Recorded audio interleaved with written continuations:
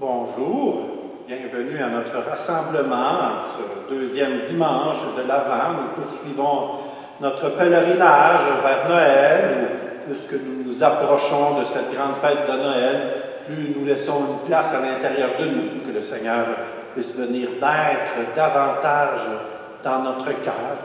Bien rassemblés en cette fin de semaine, traçons ce grand signe qui nous rassemble au nom du Père, du Fils et du Saint-Esprit. Amen. Et je vous souhaite que la paix du Seigneur soit toujours avec vous. Bienvenue à chacun de vous, les personnes également qui nous suivent par Internet chaque semaine, les personnes qui sont au sous-sol également.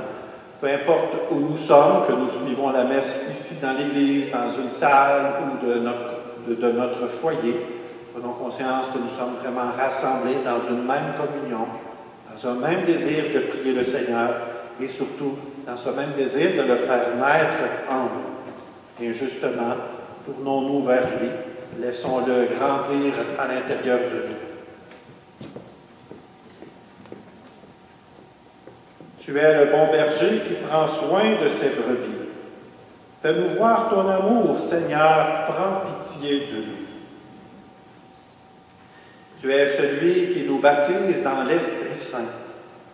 Fais-nous voir ton amour, ô Christ, prends pitié de nous.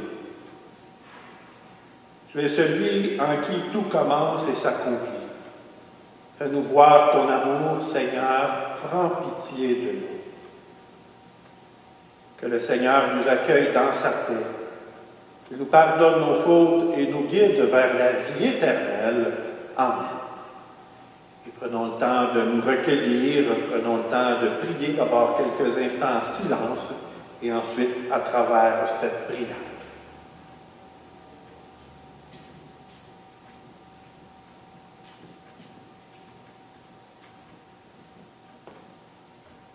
Seigneur tout-puissant et miséricordieux, ne laisse pas le souci de nos tâches présentes entraver notre marche à la rencontre de ton Fils, mais éveille en nous cette intelligence du cœur qui nous prépare à l'accueillir et nous fait entrer dans sa propre vie, lui qui vit et règne avec le Père et le Saint-Esprit maintenant et pour les siècles des siècles. Amen. Mettons-nous maintenant à l'écoute de la parole de Dieu, avec entre autres Jean-Baptiste dans l'Évangile et le prophète Isaïe dans la première lecture. Laissons ces deux prophètes, ces deux grands personnages, nous rappeler l'essentiel dans la foi, nous rappeler justement la venue du Sauveur.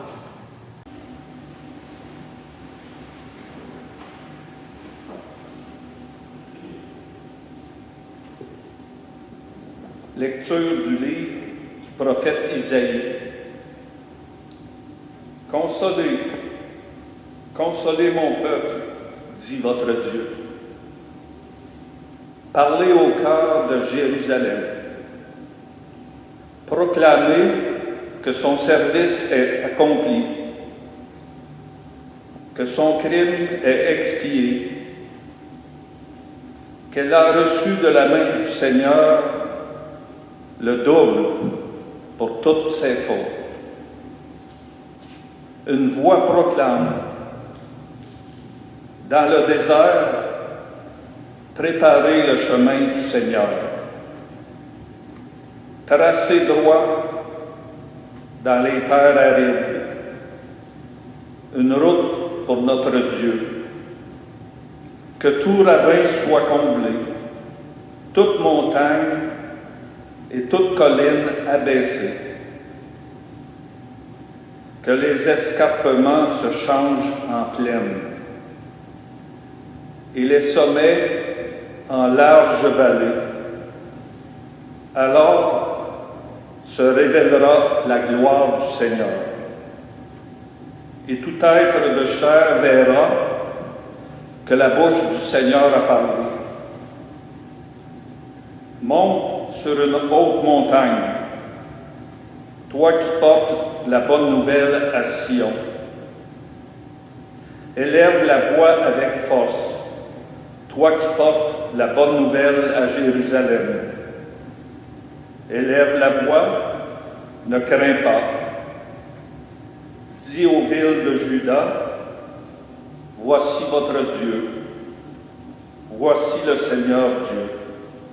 Il vient avec puissance, son bras lui soumet tout.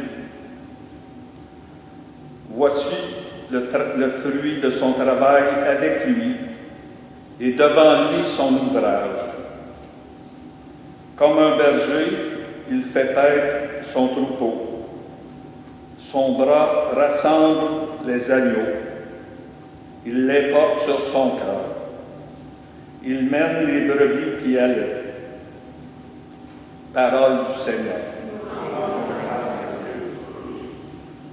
Ensemble pour le psaume, fais-nous voir, Seigneur, ton amour et donne-nous ton salut. J'écoute que dira le Seigneur Dieu. Ce qu'il dit, c'est la paix pour son peuple et ses fidèles. Son salut est proche de ceux qui le craignent, et la gloire habitera notre terre. Fais-nous savoir, Seigneur, ton amour, et donne-nous ton salut. Amour et vérité se rencontrent. Justice et paix s'embrassent. La vérité germera de la terre, et du ciel se penchera la justice. Fais-nous voir, Seigneur, ton amour, et donne-nous ton salut. Le Seigneur donnera ses bienfaits, et notre terre donnera son fruit. La justice marchera devant lui, et ses pas traceront le chemin.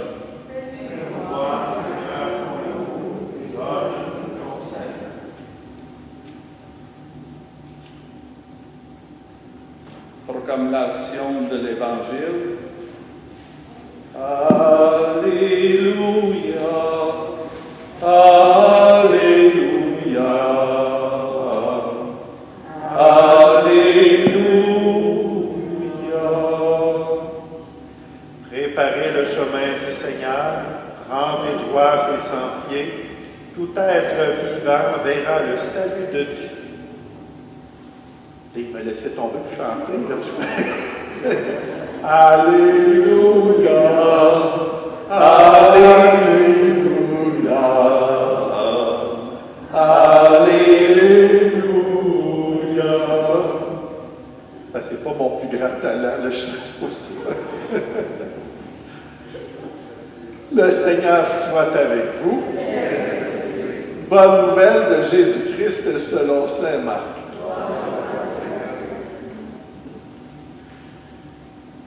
Commencement de l'Évangile de Jésus-Christ, Fils de Dieu. Il est écrit dans Isaïe, le prophète: « Voici que j'envoie mon messager en avant de toi pour ouvrir ton chemin. Voix de celui qui crie dans le désert. Préparez le chemin du Seigneur, rendez droit ses sentiers. » Alors Jean, celui qui baptisait, parut dans le désert. Il proclamait un baptême de conversion pour le pardon des péchés. Toute la Judée, tous les habitants de Jérusalem se rendaient auprès de lui. Ils étaient baptisés par lui dans le Jourdain en reconnaissant publiquement leurs péchés. Jean était vêtu de poils de chameau, avec une ceinture de cuir autour des reins. Il se nourrissait de sauterelles et de miel sauvage. Il proclamait « Voici venir derrière moi celui qui est plus fort que moi. Je ne suis pas digne de m'abaisser pour défaire la courroie de ses sandales. Moi, je vous ai baptisé avec de l'eau. Lui vous baptisera dans l'Esprit Saint. » Acclamons la parole de Dieu.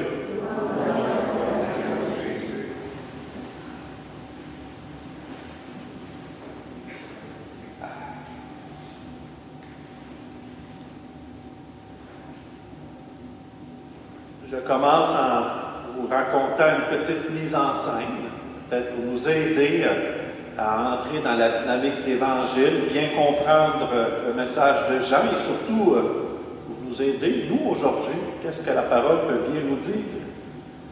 Alors, mettons-nous au printemps, la neige fond, on a traversé l'hiver.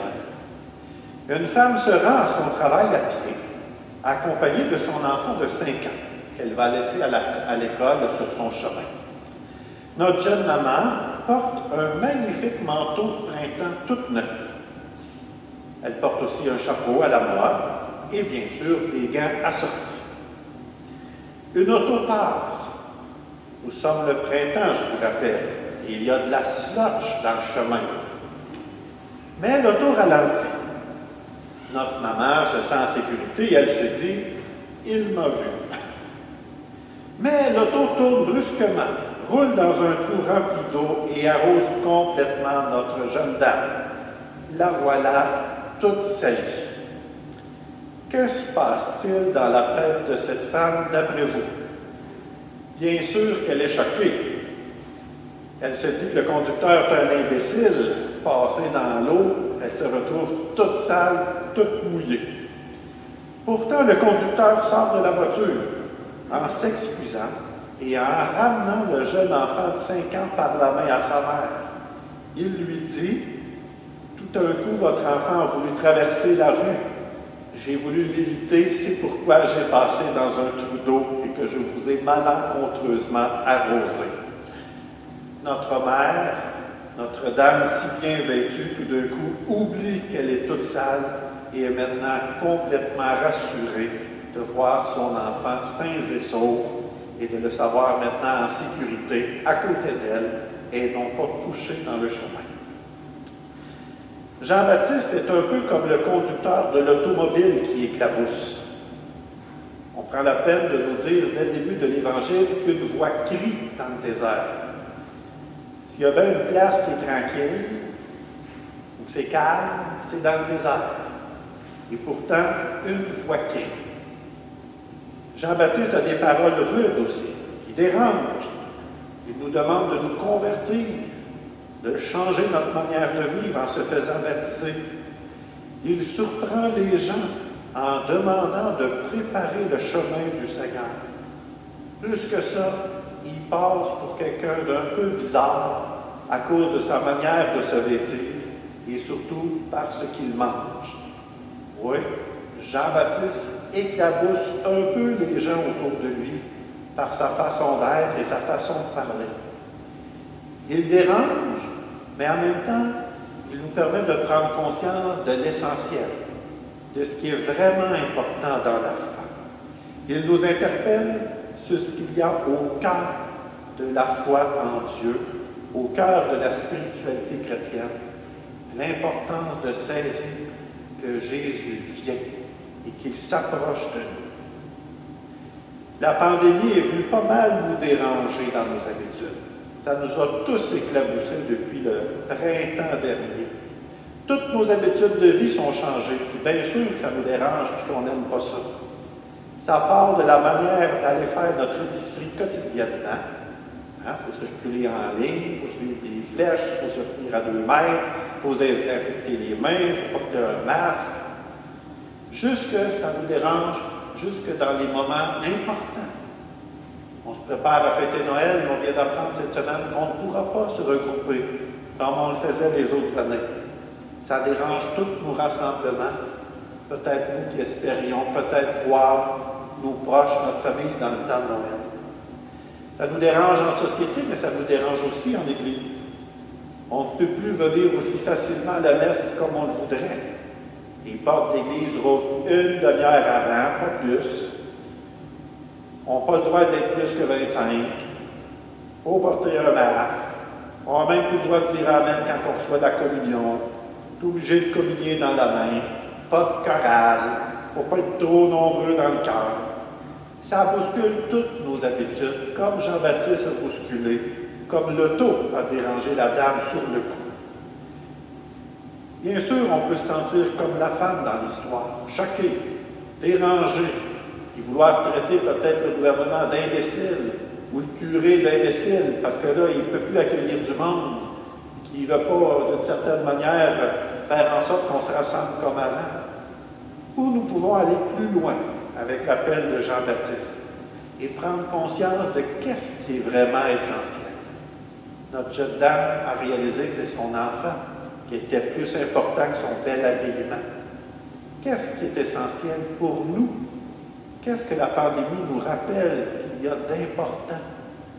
Combien nos relations avec les autres, nous les avons à cœur, parce que nous ne pouvons pas voir nos prochains comme on le souhaiterait. Ça nous rappelle l'importance de bien nourrir, de cultiver et de prendre soin des relations que nous avons avec nos proches, avec nos voisins, même avec les inconnus. Spirituellement aussi, ça nous rappelle l'essentiel que dans la foi, Jésus vient toujours vers nous. Même pendant la pandémie, même si on ne pourra pas se regrouper à Noël, il va y avoir la fête de Noël. Nous allons souligner cette fête religieuse de la venue au monde de Jésus. C'est ce que la crèche vient nous rappeler. Même si elle est vide, elle porte notre regard sur celui qui va venir dans cette crèche. Cet enfant qui vient nous rappeler que nous sommes sauvés, que nous ne sommes jamais abandonnés et que cette présence de Dieu marche à nos côtés, même dans ce qu'il y a de plus difficile, même dans les épreuves. Il vient raviver notre espérance. Même quand on n'a plus le goût de croire, qu'on est dérangé, Jésus nous rappelle, comme cette femme avec cet enfant, que malgré tout, osons croire que le meilleur est à venir et qu'au-delà de la pandémie, eh bien, nous pourrons à nouveau retrouver nos liens et peut-être que notre prise de conscience collective nous fera davantage prendre soin de toutes les personnes que nous aimons. Amen.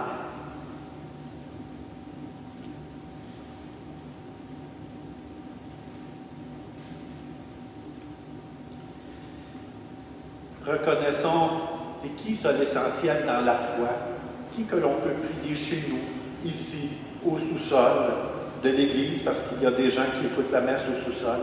Eh bien, c'est cette même présence de Dieu, Père, Fils et Esprit. Debout, redisons ensemble notre foi. Je crois en Dieu, le Père Tout-Puissant, Créateur du ciel et de la terre, et en Jésus-Christ, son Fils unique, notre Seigneur, qui a été conçu du Saint-Esprit, né de la Vierge Marie, a souffert sous Ponce Pilate, a été crucifié, est mort et a été enseveli, est descendu aux enfers, le troisième jour est ressuscité des morts, est monté aux cieux, est assis à la droite de Dieu, le Père Tout-Puissant, d'où il viendra juger les vivants et les morts. Je crois en l'Esprit Saint, à la Sainte Église catholique, à la communion des saints, à la rémission des péchés, à la résurrection de la chair, à la vie éternelle. Amen. Le temps de l'Avent centre notre attention sur la venue du Seigneur dans notre monde.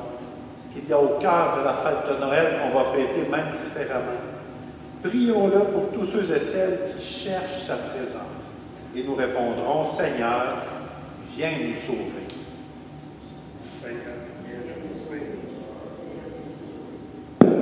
Pour les gens qui sont découragés et n'attendent plus rien dans leur vie, prions le Seigneur.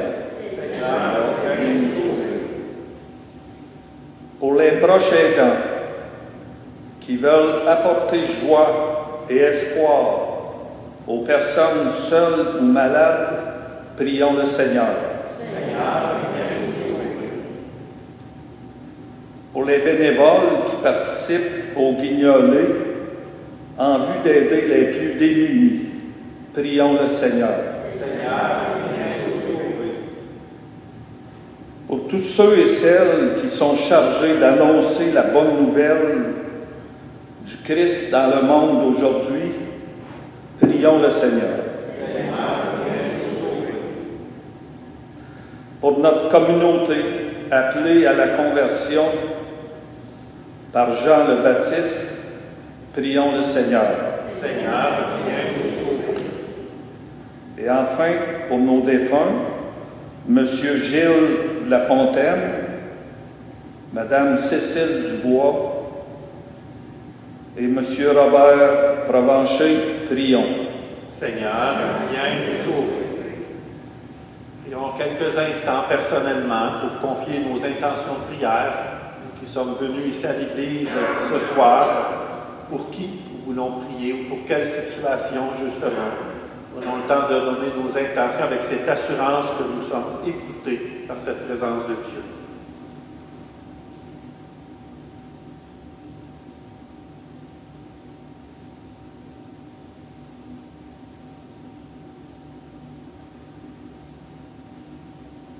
Seigneur, tu es la consolation des personnes qui se tournent vers toi. Entends notre prière et en ce temps de l'Avent, renouvelle notre espérance. Nous te le demandons, toi, notre pasteur et notre Dieu, pour les siècles des siècles. Amen.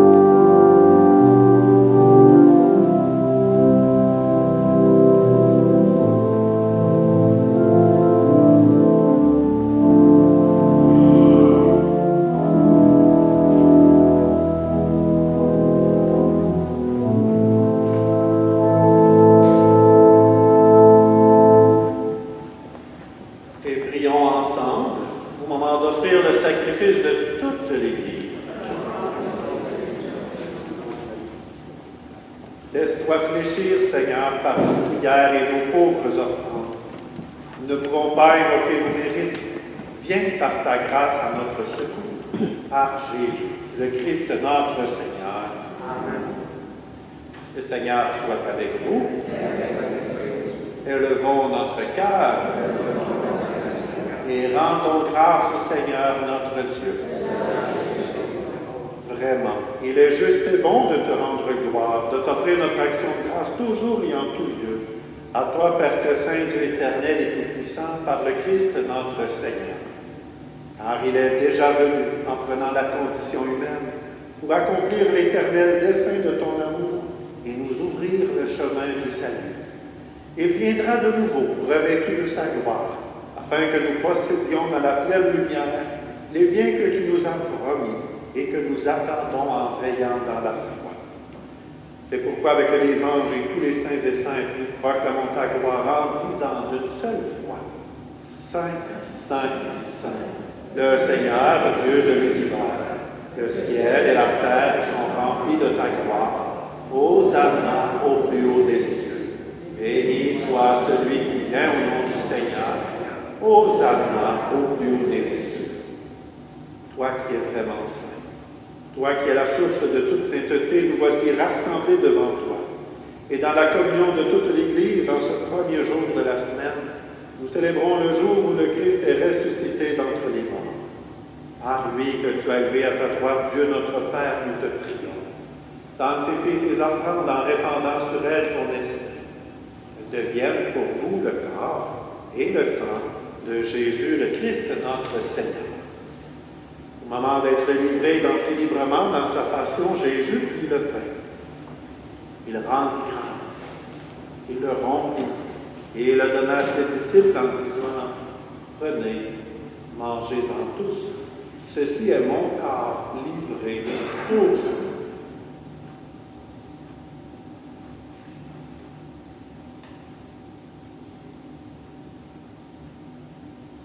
De même, à la fin du repas, Jésus prit la coupe. De nouveau, il rendit grâce et la donna à ses disciples en disant, « Prenez et buvez-en tous, car ceci est la coupe de mon sang, le sang de l'alliance nouvelle et éternelle qui sera versé pour vous et pour la multitude en rémission des péchés. Vous ferez cela en mémoire de moi. »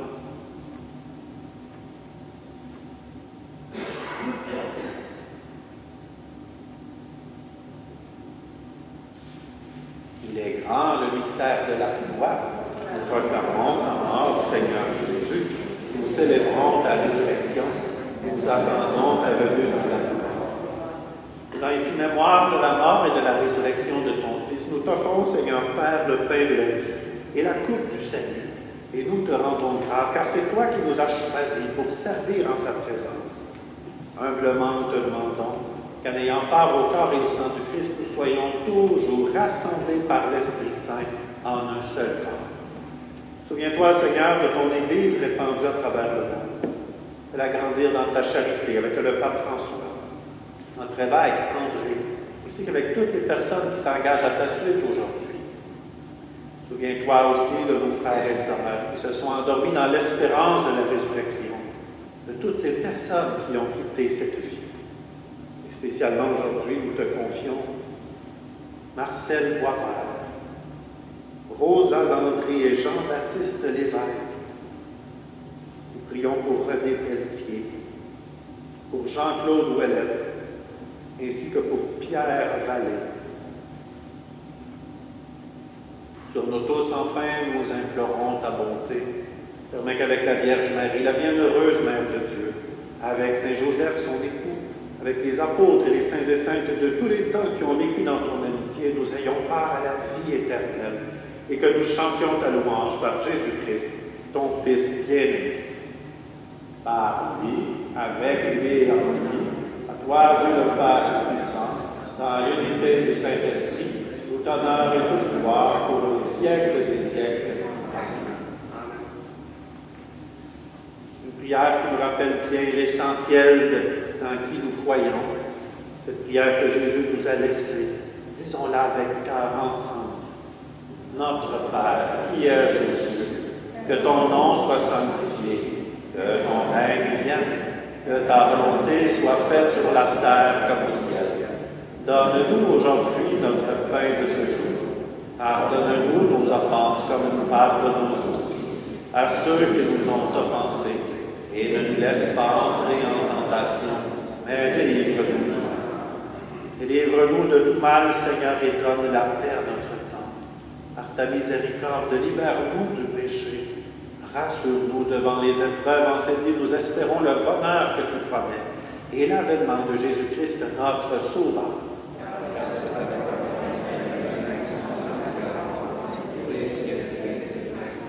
Seigneur Jésus-Christ, tu as dit à tes apôtres, je vous laisse la paix, je vous donne ma paix.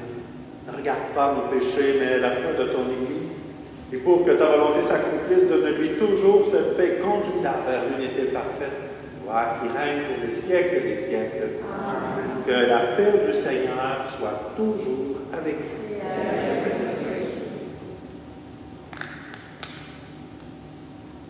Agneau de Dieu, enlève le péché du monde, en pitié de nous.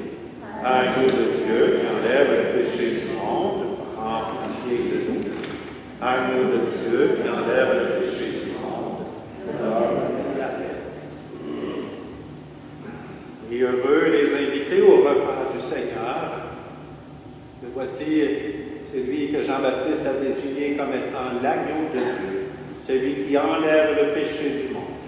Seigneur, je suis ravi de te recevoir, mais dis seulement une parole et je serai guéri. Je vous rappelle pour la communion, vous n'avez pas besoin de sortir dans les allées. Les ministres de communion vont circuler dans les rangées, ça rend directement à votre banc ou au sous-sol pour vous remettre la communion.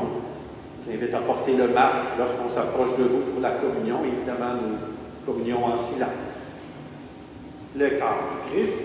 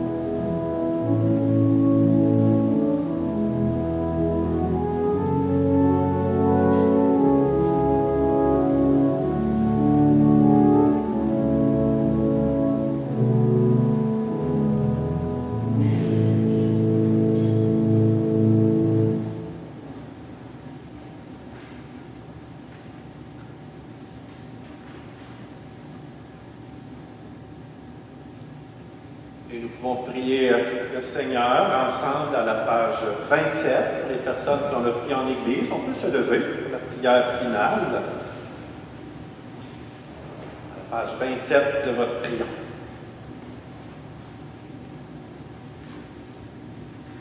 Béni sois-tu, Dieu notre Père, pour l'espérance que tu mets en nous. Ta force nous guide dans la foi et nous permet d'aplanir ta route.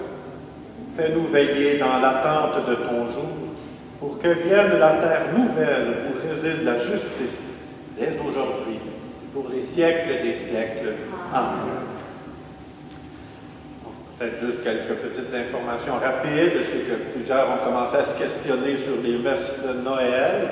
Alors, elles ne sont pas pour le moment annulées. Alors, évidemment, c'est suivant les mêmes restrictions que nous avons présentement pour les célébrations, pas plus que 25 personnes par salle. Alors, c'est 25 personnes dans l'église, 25 personnes au sous-sol, également dans une autre salle.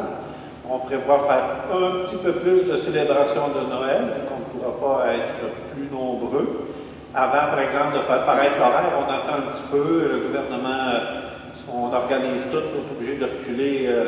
Ça serait un peu dommage d'avoir travaillé pour rien. Alors, c'est pour ça qu'on attend un petit peu, mais j'ai l'impression que l'autre semaine, on devrait être en mesure de vous indiquer l'horaire des messes de Noël et comment on va fonctionner cette année. Alors, rassurez-vous, on est en train de préparer. Vous allez en avoir des nouvelles dans le feuillet, sur les papillages, ça va même être dans le journal local aussi. Alors, voilà. Le Seigneur soit avec vous. Que Dieu Tout-Puissant vous bénisse, le Père, le Fils et le Saint-Esprit. Allez demeurer dans la paix et dans la joie du Christ. Bon dimanche.